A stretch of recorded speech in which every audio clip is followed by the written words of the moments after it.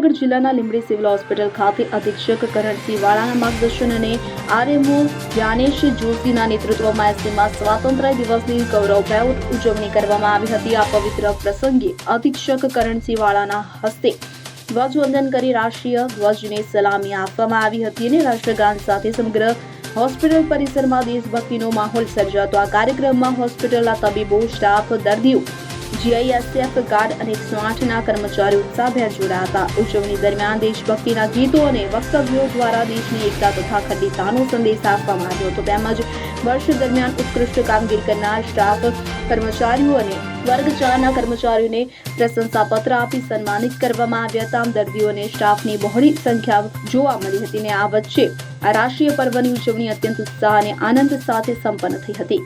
કલ્પેશ વાઢેર, લીંબડી। હવે જુઓ દેશ દુનિયાની તમામ ખબરો તમારી આંગળીના ટેરવે।